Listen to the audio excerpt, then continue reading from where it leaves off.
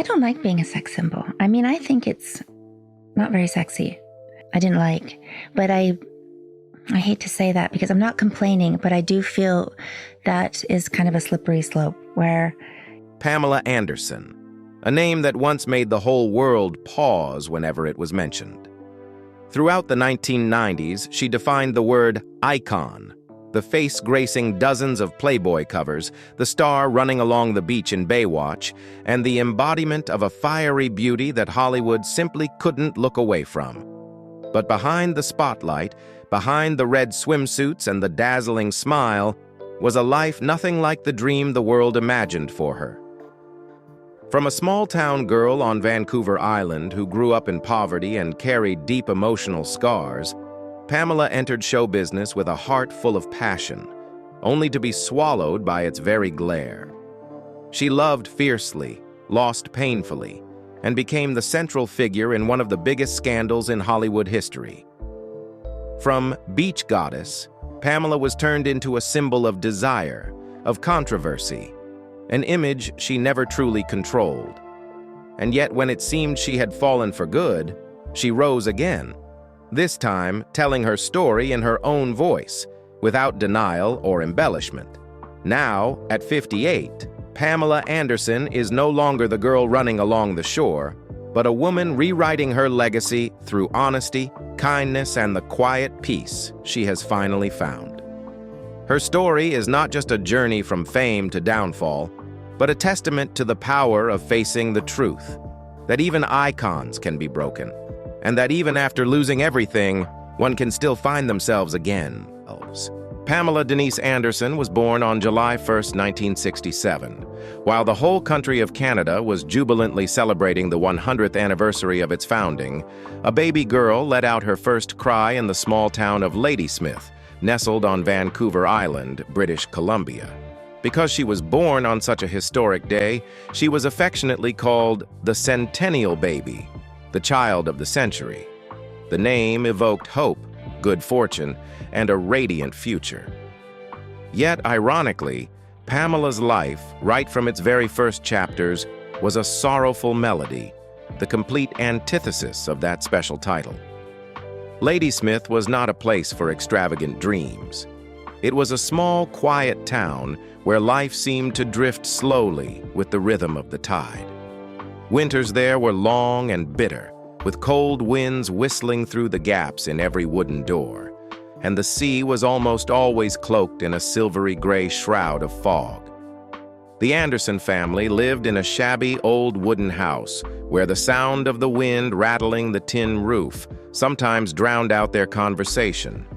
Her father, Barry Anderson, was a furnace repairman. His work was arduous, grueling, and his income unstable, often forcing him to travel far to make a living.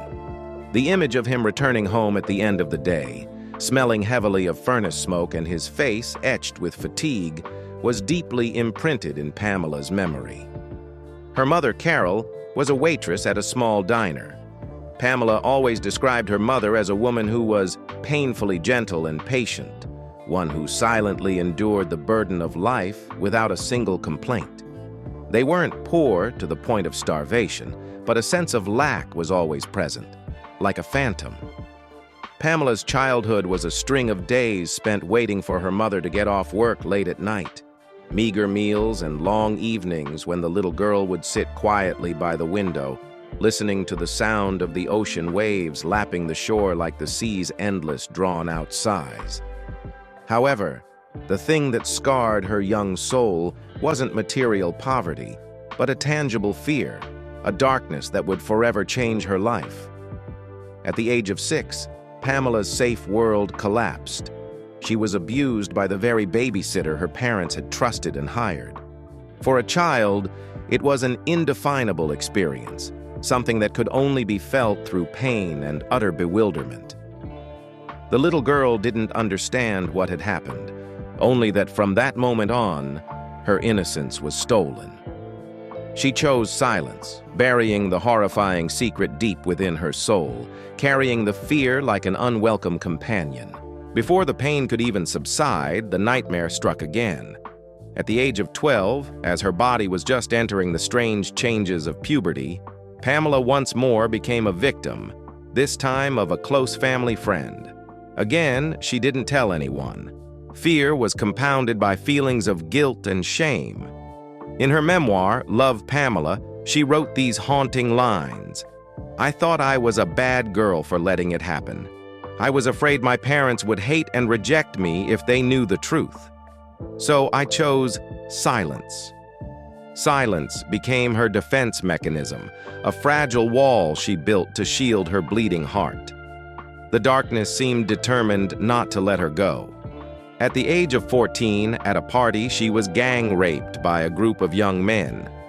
It was a fatal blow to the already scarred soul of a teenage girl.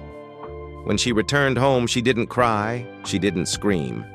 She just quietly went into the bathroom and sat there for hours, scrubbing her body with soap until her skin was raw and burning, with the desperate, hopeless wish that she could wash away a sin that wasn't hers. She later recalled with bitterness, "I didn't feel like a real person anymore. I was just a corpse that could smile." Those emotional wounds never truly healed. They silently ran in her veins, shaping the woman Pamela Anderson would become. A woman who was simultaneously strong and resilient, yet fragile and vulnerable. The radiant smile, the sexy appearance, and the somewhat reckless attitude that the world saw were, in reality, merely a sparkling armor she wore to conceal the fear and insecurity that were her constant companions within. Despite a childhood shadowed by darkness, Pamela did find rare moments of light. At Highland Secondary School, she was an energetic girl, notable for her height and athletic talent.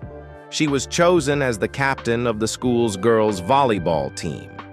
The court was the only place she felt truly free and liberated. It was where her body belonged to her, where her strength and will were honored, not controlled or violated by anyone. Every spike, every dive to save the ball was a way for her to vent her pent-up frustrations.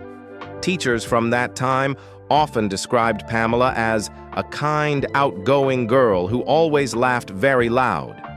But they also astutely noticed something different, an unconcealable sadness. And they added, "But there was always something sorrowful in her eyes." Those eyes were the windows to her soul, reflecting all the storms the centennial baby had to weather alone, before she stepped out into the wider world and became a global icon. After graduating from high school in 1985, Pamela left her small hometown of Ladysmith for Vancouver, the largest city in British Columbia, where, as people often said, even dreams have rent.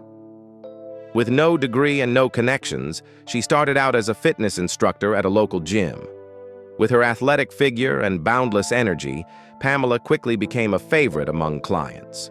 She loved the feeling of freedom in movement, the smell of sweat and music filling the room, things that made her feel alive and in control of her own body again, no longer a victim of her past. And then, fate knocked once more, this time in a football stadium. On July 6, 1989, Pamela went with friends to watch a BC Lions game at BC Place Stadium. When the camera panned over the crowd looking for faces to show on the Jumbotron, it stopped on her, golden hair, radiant smile, and a fitted Labatt blue t-shirt. The crowd erupted in cheers. The next day, Labatt Beer reached out and offered her a modeling contract. From an unknown fitness instructor, Pamela became the Blue Zone Girl, a national advertising sensation. Posters featuring her image appeared in bars, gas stations, and on billboards across Canada. But the true turning point wasn't the beer campaign. It was when a Playboy photographer happened to spot her poster on the wall of a Vancouver bar. Just weeks later, Pamela received an invitation to Los Angeles, a call that, as she would later say, changed my life forever. She had never been abroad, never set foot in Hollywood, and never imagined herself in a magazine so iconic. Yet she said yes, not because she wanted fame, but because she wanted to see how far the world could take her. In October 1989, Pamela Anderson appeared on the cover of Playboy for the first time.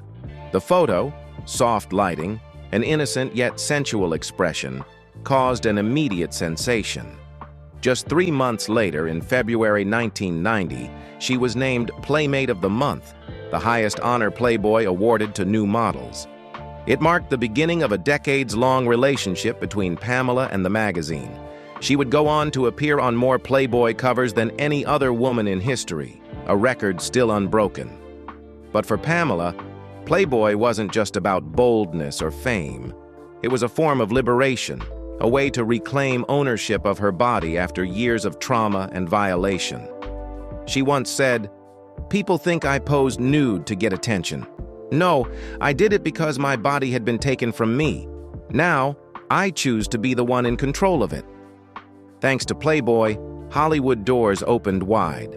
In 1991, she was cast in Tim Allen's hit sitcom Home Improvement as Lisa, the charming, vivacious assistant on the fictional show Tool Time. Though a supporting role, Pamela quickly won audiences over with her warmth and natural humor. Then, in 1992, came the call that would change her career forever, an offer to join Baywatch, the TV series about California lifeguards. At first, Pamela hesitated, reluctant to spend her days in a swimsuit. But when she read the script and saw the character of CJ Parker, strong, independent, compassionate, she said yes. After just a few episodes, Pamela Anderson became a global phenomenon. She wasn't just the face of Baywatch, she was its soul. Her golden hair flowing in the wind, athletic body, and blue eyes shimmering with confidence made her the embodiment of 1990s pop culture. Beauty, freedom, and female strength all in one. Baywatch transformed Pamela Anderson from a Playboy model into an international icon. The image of her running down the beach in a red swimsuit, hair glistening in the sunlight, and smile bright as California itself became one of the most recognizable cultural symbols of the decade. In every country where Baywatch aired, from the US to Germany, Japan, and Brazil, audiences knew her as the woman of the ocean, sensual, powerful, and impossible to look away from. At first, Pamela earned just $11,000 per episode, modest compared to her growing fame. But as Baywatch exploded into a worldwide sensation, drawing hundreds of millions of viewers each week, her salary skyrocketed. At her peak, she earned up to $300,000 per episode, over $6 million per season, making her one of the highest-paid TV actresses in the world. But fame came with its cost. The media and public began to view Pamela through a narrower lens, no longer as an actress, but as a physical symbol. She was dubbed the beach goddess, the swimsuit queen, the sex symbol of the 1990s, titles that both glorified and confined her. Many Hollywood directors refused to cast her in serious roles, insisting Pamela Anderson is only good for showing skin, not acting. She once confessed in an interview, "I could never escape CJ Parker. No matter what I did, people only saw the red swimsuit." That was the great paradox of Pamela's career. The role that made her a star was also the one that trapped her in an image she never chose. Even so, Baywatch cemented Pamela Anderson's place at the very top, a global star, a woman the world could recognize in an instant. But the brighter the lights, the darker the shadow behind them. And behind that glory, Pamela's private life was about to turn a new page, one of love, passion, and wounds that would never fully heal. After leaving Baywatch in 1997, Pamela Anderson took a daring turn, an attempt to escape the image of the sexy lifeguard in a red swimsuit that had defined her for years. She accepted the lead role in Barbed Wire, 1996, an action film based on a comic book, playing a blonde warrior clad in tight leather, gun in hand with an icy stare. Pamela believed this would be her chance to prove that she wasn't just a sex symbol, she could be a powerful heroine on screen. But Hollywood was far harsher than she expected. Barbed Wire was a box office disaster, earning only a fraction of its production cost. Critics panned the film as chaotic, hollow, and existing solely to showcase Pamela Anderson's body. She was even awarded the Golden Raspberry for Worst New Star in 1997, a bitter humiliation for someone who had just come off the worldwide success of Baywatch. Years later, Pamela would admit in an interview, "I just wanted to be taken seriously as an actress, but Hollywood never gave me that chance." That was the turning point when she realized that, in the eyes of the film industry, Pamela Anderson wasn't an artist. She was a visual commodity. Still, she didn't give up. As her fame began to waver, Pamela decided to return to television, the medium that had once embraced her. From 1998 to 2002, she starred in the action comedy series VIP, Valerie Irons Protection, playing a model who accidentally becomes a bodyguard for Hollywood celebrities. The show, fast-paced and pop art-inspired, playfully mocked Pamela's own image, a beautiful woman constantly underestimated. That self-awareness made VIP a cult favorite, especially in Europe and Asia, particularly in Germany and Japan, where Pamela became a cultural phenomenon once again. Yet even the success of VIP couldn't change how Hollywood viewed her. She was called a star of the people, but never a star of the craft. Critics dismissed her performances and fixated instead on her looks, voice, and personal life. And so, while her name remained famous around the world, Pamela felt trapped inside the very fame she had built. Beneath the surface, however, she quietly sought another language to express herself: writing. In 2004, she released her debut novel, Star, about a young woman lost in a glamorous yet empty world, a thinly veiled reflection of Pamela's own life. The following year came Starstruck, 2005, and a poetry collection titled Patches of Life, where her words revealed a woman questioning youth, fame, and loneliness. Critics dismissed the literary value of her work, but readers saw a different side of Pamela: introspective, quiet, and yearning to speak in her own voice rather than through scripted lines. Alongside writing, Pamela embarked on a new path: activism and animal rights advocacy. Since the late 1990s, she had been deeply involved with PETA, fearlessly joining bold campaigns such as "I'd rather go naked than wear fur." Her nude protest photos sparked media frenzy. Some criticized her, others applauded her, but everyone acknowledged her courage. Later, she founded the Pamela Anderson Foundation, dedicated to animal protection, environmental causes, and human rights. As she once said, "After surviving so much pain, I didn't want to just live for myself anymore. I wanted to protect those who are more vulnerable than me." That was Pamela in her mature years, no longer just a model, but a woman using her voice and her body for something greater. The 2000s and 2010s were a turbulent era. Pamela remained a constant presence in the media, but her acting career stalled. She appeared in Scary Movie 3, 2003, the sitcom Stacked, 2005-2006, and took part in several reality shows including Dancing with the Stars, 2010-2012, Big Boss, India, and The Masked Singer, France. Each time she appeared, headlines exploded, not because of her roles, but because Pamela Anderson was back. She had become an emblem of the reality TV age, where fame no longer required substance. Even Pamela once sighed, "People want to look at me, but they never want to listen to me." And that was perhaps the cruelest truth of her journey: being seen by the entire world, yet rarely ever understood. Pamela Anderson's life turned a completely new page when she met Tommy Lee, the notorious drummer of Mötley Crüe, the man she would later call the only love of my life, and also my greatest nightmare. They met in late 1994 at a Hollywood party. Tommy Lee, covered in tattoos, piercings, and raw energy, was instantly drawn to Pamela. He later recalled that he had to push through the whole crowd just to talk to her. Pamela, already a global icon thanks to Baywatch, saw in Tommy something wild and genuine, the exact opposite of the glamorous, artificial world surrounding her. They were like two flames colliding, burning so fiercely that no one could put them out. Just 4 days after meeting, Tommy followed her to Mexico and proposed on a beach in Cancun. No wedding dress, no diamond ring, no guests, just sand, sea, and two lovers tattooing each other's names on their skin. Pamela wore a white bikini. Tommy wore swim trunks.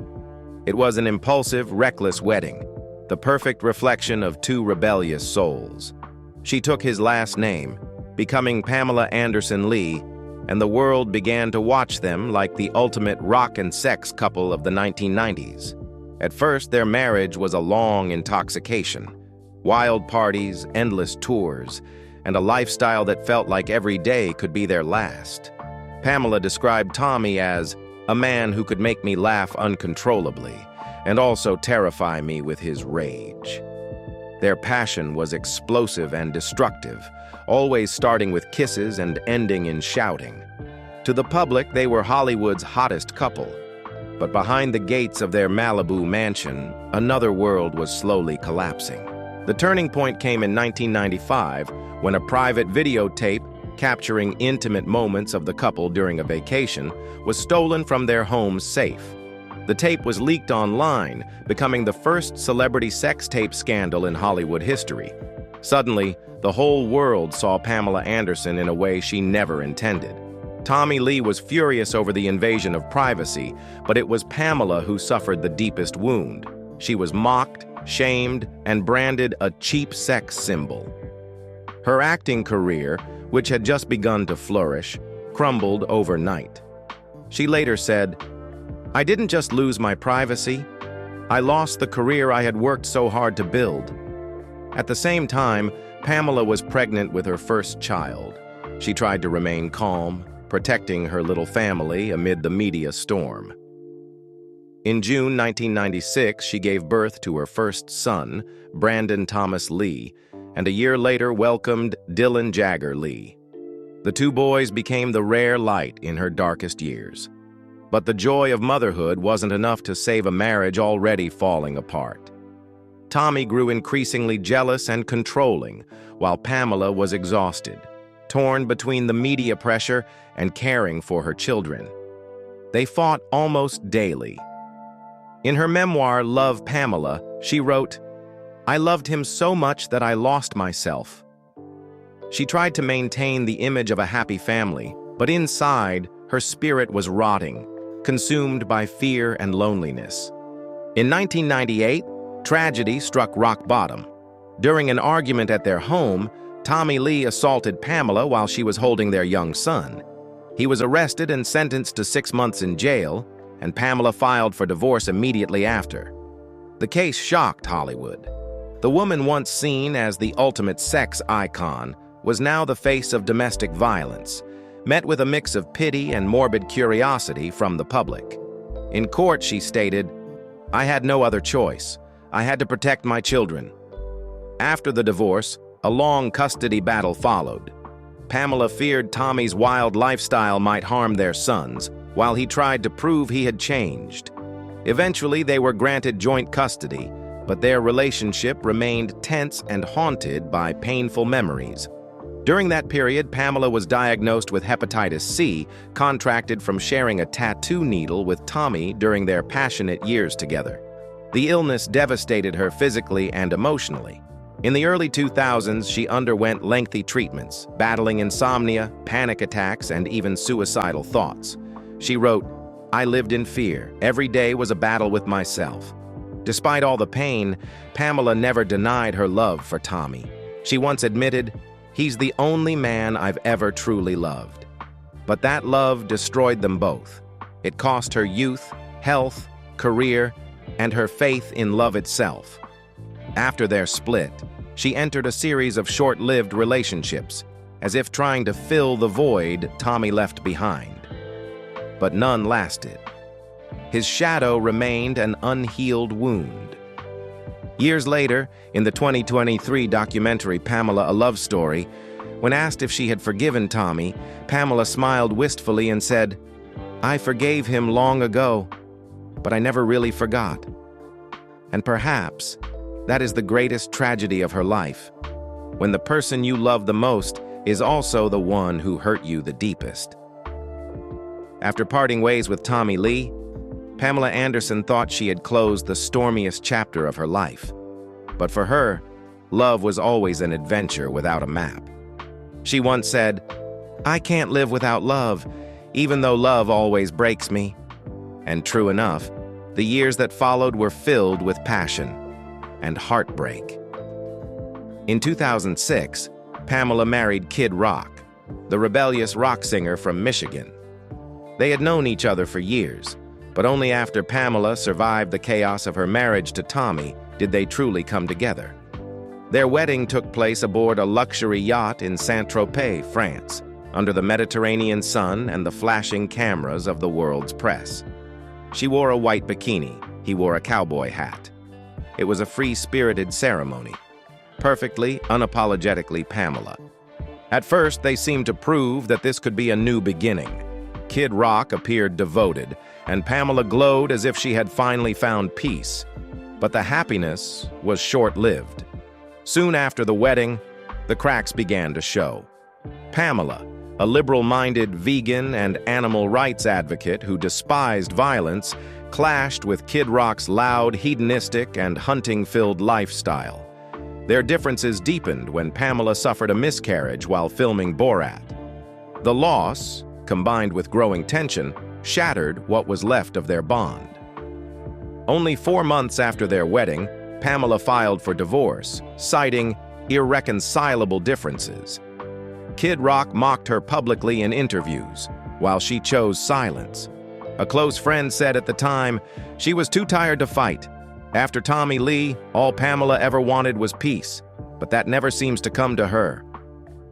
Less than a year later, Pamela shocked the world again by marrying Rick Salomon, a notorious Hollywood poker player best known for his leaked sex tape with Paris Hilton.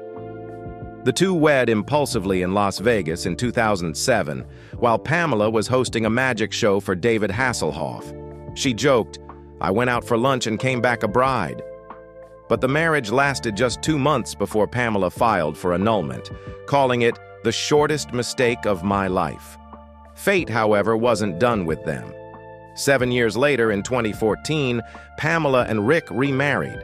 She said Rick had changed, and that she herself had learned how to forgive. But history repeated itself. Their relationship devolved into fights, lawsuits, and another divorce in 2015. Rick sued her over money and accused her of lying about her residency, while Pamela coldly replied, "I don't regret loving him. I regret believing that love could save someone." 2 marriages to Rick Salomon, one fast, one slow, both doomed, only reinforced Pamela's image as a woman who loved deeply but was never loved right. She carried herself with strength after each heartbreak, but inside, every divorce carved another crack into a heart already covered in scars. After her failed marriages with Rick, Pamela seemed to retreat from Hollywood and its noisy romances. Yet her heart, always ruled by feeling, never truly closed. During this quiet time, a new and mysterious name entered her life: Julian Assange.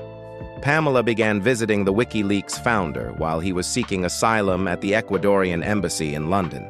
She brought him vegan meals, books, and spent hours talking about politics, freedom of speech, and the loneliness of being misunderstood by the world.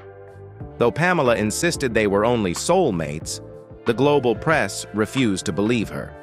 Images of her leaving the embassy with a subtle smile ignited headlines everywhere. Were they in love? Pamela kept silent, only offering a single cryptic line: "I love Julian, in the way you love someone who is brave and alone." Their relationship was never confirmed, but neither was it denied.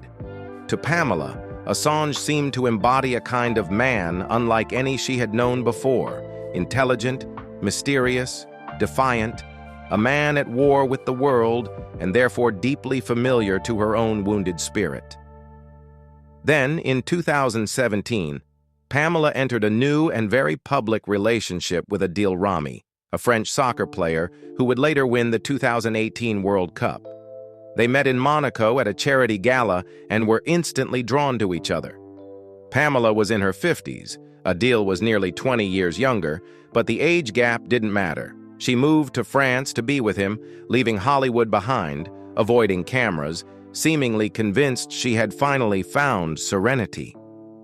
Pamela cheered for him at matches, held his hand at award shows, and told reporters, "Adil makes me feel protected. For the first time in years, I feel safe." She bonded deeply with his two children, becoming a maternal figure in their Marseille home.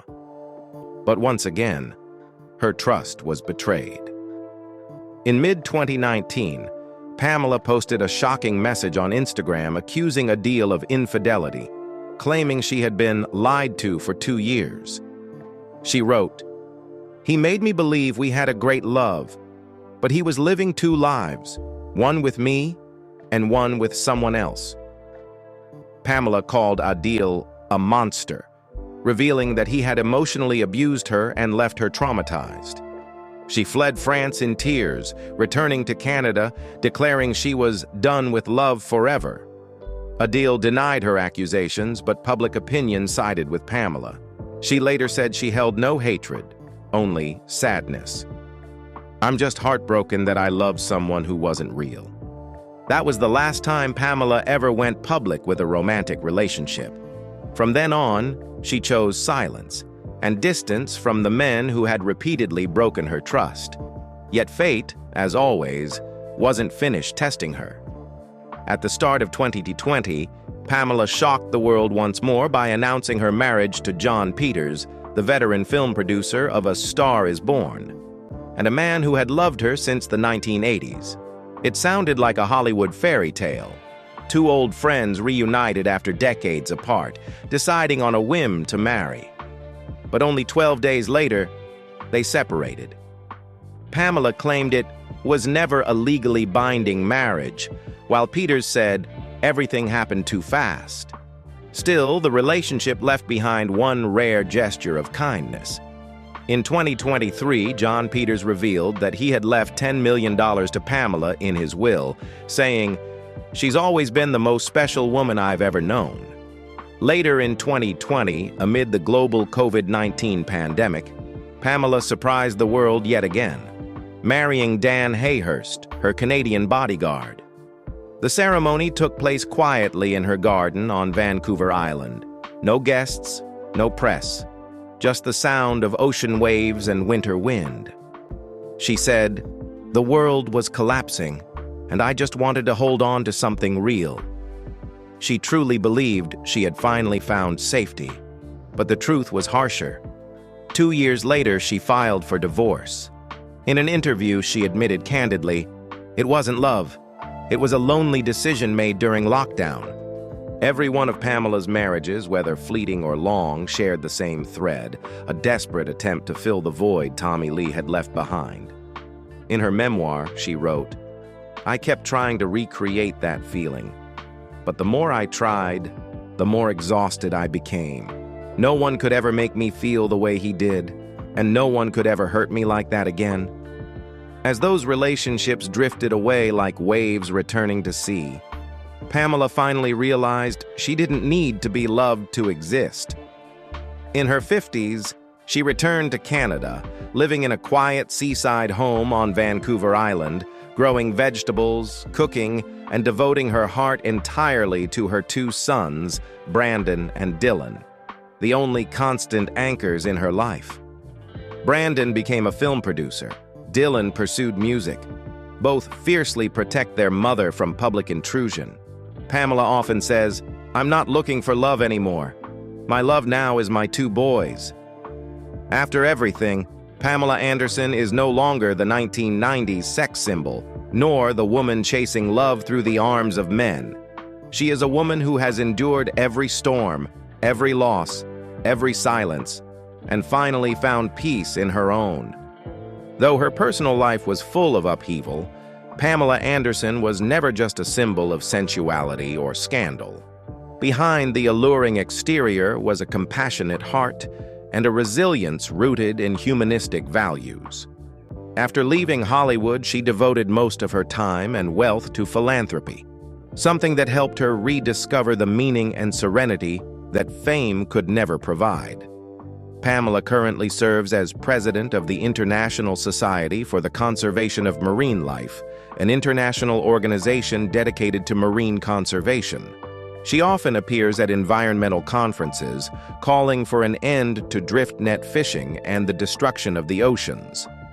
Alongside that, she founded the Pamela Anderson Foundation, a fund active in 3 areas: animal protection, human rights, and the environment. She sees it as a way to give back to the world a share of the luck I've received. Since 2005, Pamela has been a global ambassador for the MAC AIDS Fund, a program that raises money to fight HIV/AIDS. She has traveled the world, from Toronto to Tokyo, from Dublin to Athens, raising awareness and supporting those living with the disease. In these campaigns, Pamela did not appear as a star, but as a woman who had lived through much, speaking candidly about fear, empathy, and the belief that every life deserves to be lived with dignity. She didn't stop there. Pamela has also worked with many other organizations: the Tony Hawk Foundation, helping build skate parks and community spaces for underprivileged youth; Free Arts for Abused Children, bringing art to children who have been abused or abandoned; and the National Domestic Violence Hotline, where she has provided funding and advocacy for women affected by domestic violence. Each of Pamela's efforts reflects her own life: someone who was once hurt, now standing up to protect those who cannot protect themselves. When asked why she continues doing charity work despite being past her prime in show business, Pamela simply smiles and says, "Once my needs are met, I put all my income into charity funds." That isn't a flashy statement. It is her way of life. Today, the woman who was once the center of every spotlight has chosen to step away from the noisy stage, to quietly make a difference in the world little by little through her kindness. After years of silence, Pamela Anderson finally told her story herself, no longer through other people's words or through scandals and sensational headlines. In 2023, she released the memoir Love, Pamela, together with the Netflix documentary Pamela, A Love Story, parallel works, like 2 sides of a mirror reflecting her entire life.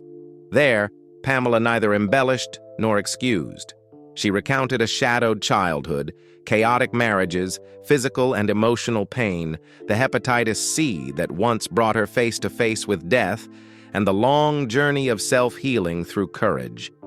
Critics called the documentary real, painful, and beautiful, a deeply human portrait of a woman long misunderstood by the world. For the first time in more than 3 decades, Pamela Anderson was no longer the sex symbol of the 1990s, but a survivor who dared to speak the truth and look herself in the eye. She shared, "I used to think silence was how to protect myself, but now I know speaking out is the only path to freedom." Before releasing the memoir, Pamela made a stunning artistic return on Broadway with Chicago, 2022. As Roxy Hart, a sinful yet strong woman, she astonished audiences and critics alike. No longer the girl running the beach in red, Pamela was now a true artist. She could sing, she could dance, and most importantly, she could transmit real emotion. The New York Times wrote, "Pamela Anderson isn't acting. She's living on stage." The role was seen as a major turning point, proving that after years bound by a sexualized image, she had reclaimed the right to make art on merit. By 2024, Pamela shocked the film world with The Last Showgirl, a role regarded as the pinnacle of her career. In the film, she plays an aging dancer who preserves her dreams and dignity under fading lights, a perfect reflection of Pamela's own life. The film not only drew a shower of praise, but also earned her a Golden Globe nomination for Best Actress in a Motion Picture. Drama, affirming a late but well-deserved recognition. Having found peace again in art and in her personal life, Pamela Anderson has become living proof of a different definition of success, the success of someone who knows when to stop, when to step back to find herself once more. She is no longer the focus of lavish parties or endless chases for fame. Instead, she has chosen a quieter path, no less meaningful. Though she has stepped away from the peak of fame, the legacy she built still provides a solid financial foundation. As of 2024, Pamela Anderson's net worth is estimated at around $20 million. This impressive figure doesn't come from flashy recent projects, but from the accumulated fruits of a storied career. Most of it derives from her earnings in the Baywatch Golden era, when she was one of the highest-paid TV stars in the world, together with countless lucrative ad deals, image licensing that remains valuable, revenue from her published books, and most recently her life story documentary, Pamela, A Love Story, which has once again confirmed her enduring influence. For years, the emblem of Pamela's luxurious life was her magnificent Malibu home. Sitting right on the Pacific, the property she bought in 2000 became a passion project. She spent more than $8 million renovating it, turning it into a space of rustic wood blended with modernity, cozy yet refined. It was where she spent her peak years, hosted intimate gatherings with friends, tended plants, cooked nourishing vegan meals, and sometimes transformed the living room into a meeting place for environmental activists. But by 2021, Pamela decided it was time to close the Malibu chapter. She sold the house for $11.8 million, a decision that surprised many. She explained simply, "I've had enough memories there. Now it's time to return to where my heart truly belongs." That place is her seaside home on Vancouver Island, Canada, the homeland that raised her and a family inheritance she painstakingly restored. It isn't a glitzy mansion, but a peaceful refuge amid wild nature. The simple wooden house faces the sea. Surrounded by a rose garden, she tends herself and maples that blaze red each autumn. Life there is completely different. She is no longer a star, but a woman of nature. She spends her days caring for rescued dogs, bringing food to the deer that visit her garden, and smiling as seabirds perch on the old wooden fence. She calls it, affectionately, a shelter for the soul. Even in a simple life, Pamela has kept one passion from her heyday: cars.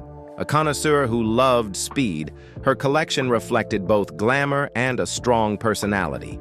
She has owned high-end models such as the Bentley Continental GT, Jaguar XK, Range Rover, Dodge Viper, and Cadillac Escalade.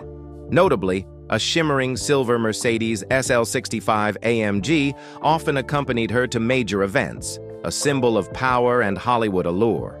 Alongside the modern cars, Pamela also cherished classic beauty. She owned a 1960 Cadillac Series 62, meticulously restored as a keepsake of Hollywood's golden age, a symbol of style, nostalgia, and a bygone time. More than an actress or model, Pamela Anderson has proven herself a multifaceted creator, an author, producer, and activist who never stops redefining herself. Over more than 3 decades, she has published 4 autobiographies, 2 novels, and numerous books on health, love, and the art of living. From Star, 2004, to Love, Pamela, 2023, each page reads like a confession, frank yet gentle, chronicling the journey of a woman brave enough to live honestly and forgive herself. And she hasn't stopped there. In 2025, Pamela will return to the big screen with The Naked Gun, a reboot of the classic action comedy franchise, this time starring alongside Liam Neeson. The pairing of a former sex symbol icon with a veteran leading man has sparked enormous curiosity. According to the production team, Pamela's role will carry a different tone from her earlier work, still alluring, but wryly self-aware and intelligent, reflecting how she now views the image of Pamela Anderson in popular culture. In parallel with film, Pamela is venturing into a completely different field: food and lifestyle. She launched a new TV show, Pamela's Cooking with Love, where viewers no longer see the Baywatch sex symbol, but a warm, down-to-earth woman. Hair in a loose bun, apron on, cooking in a small wooden seaside kitchen. There she shares plant-based recipes, memories of her mother and her two sons, and occasionally her reflections on love, youth, and forgiveness. The show quickly won audiences over, not just because it's about food, but because it's about healing through simple things. Pamela once said, "I used to live in chaos. Now I just want to live in the scent of baking and the sound of laughter." From the page to the screen, from activism to a small kitchen, Pamela Anderson has moved beyond every prejudice to become herself. No longer the queen of seduction, but a grown woman who knows how to love, to lose, and to be at peace. Today, looking back on her turbulent journey, Pamela Anderson no longer chases hollow values. She has found true wealth in stillness. She has chosen to slow down, to live simply and entirely at ease in her seaside home. Each morning begins with the murmur of waves. Each sunset closes with a profound calm, the very thing she spent a lifetime searching for and finally found right where she began. If Pamela Anderson's youth was a series of fiery, noisy images, then the legacy she leaves behind is something entirely different: quiet, human, and deeply reflective. What's most astonishing isn't that she was once the most photographed woman in the world, but that she had the courage to use the very image that had been exploited to expose how fame can destroy, and then reclaim her own dignity. For decades, Pamela has been living proof of the cost of fame in the age of mass media. From being the victim of a stolen private tape to being branded Hollywood sex doll, she knows exactly what it feels like when the world treats your body as public property. But instead of hiding or letting herself drown in that narrative, Pamela chose to face it, not with anger, but with calm and clarity. In Love, Pamela and Pamela, a love story, she revisits her painful memories not to provoke sympathy or attention, but to take back ownership of her story. In doing so, Pamela became a symbol of rebirth, not of beauty, but of awareness. She opened a door for women who have been defined by the gaze of others, showing that it's possible to start over even when the world has already boxed you in. At an age when many icons choose silence, Pamela chose to write, to perform, and to live truthfully, without makeup, without masks, only raw honesty and dignity. Her influence now extends far beyond Hollywood. In the world of activism, Pamela is seen as a feminist voice that is not radical, but quietly powerful. Instead of political speeches, she uses her own body and life as proof that a woman can be strong yet gentle, alluring yet self-possessed. The image of her in a white robe, barefoot on the Broadway stage, bowing after Chicago, has become iconic. The woman who was once mocked now made an entire theater rise to its feet in tears. Pamela has also redefined what it means for a star to live beyond fame. She didn't launch a fashion line or return to reality TV. Instead, she chose seclusion on Vancouver Island, raising rescue animals, tending her garden, writing, cooking, and donating to ocean conservation. There, Pamela is no longer a persona, but a person. Living so simply, it's hard to believe this was once the face of the world in the 1990s. It is her quiet withdrawal, not her appearances, that has given her lasting influence. A reminder that peace can be the greatest victory. Pamela's impact today can be felt in how younger generations engage with media. Movements like Me Too and Reclaim Your Story often cite her as a silent forerunner, a woman who endured in silence so that the world could learn that no one owns another's image or body. And perhaps that is her greatest reward. Pamela Anderson is no longer remembered just for her beauty, but for her bravery in living authentically. She has come full circle, from an exploited icon to a woman reclaiming her story to a symbol of forgiveness, grace, and freedom. In a world where fame often means losing oneself, Pamela chose the opposite path, to lose everything in order to finally find herself. And what about you? When you look back on your own life, with all its scars, mistakes, and losses, do you have the courage to forgive yourself the way Pamela did? If her story moved you, share your thoughts below. And don't forget to like and subscribe so we can continue telling the stories of those who dared to live truthfully in a world that prefers illusion.